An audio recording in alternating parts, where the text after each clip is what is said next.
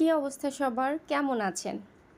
যেই মেয়েটা কখনো ভর্তার নামই শুনতে পারত না, সেই মেয়েটা এখন নিজে হাতে ভর্তা করে তারপর খায়।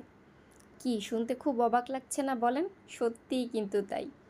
আমি এমন একটা মেয়ে, যেখানে ভর্তা আছে সেখানে আমি নাই। মানে এমন ছিল আর কি বিয়ের আগে।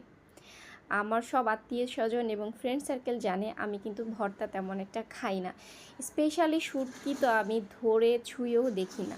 কিন্তু বিয়ের পরে শ্বশুরবাড়ি থেকে খেতে খেতে ব্যাপারটা এমন হয়ে গেছে যে এখন কিন্তু আমার খুব ভর্তা পছন্দ এবং আমার শ্বশুরবাড়ির মানুষদের শুটকি খুব পছন্দ। তো আমার হাজব্যান্ডেরও শুটকি খুব পছন্দ। হাজব্যান্ডের জন্য রান্না করতে গিয়ে আমি নিজেই শুটকি প্রেমী হয়ে গেছি। যাই হোক, যেহেতু আমি কখনো খাইনি, এমনকি আমার মাও তেমন একটা খায় না, সেজন্য আমি শুটকি ভর্তা বা যে কোনো ভর্তা কীভাবে করতে হয় সেটাও জানি না।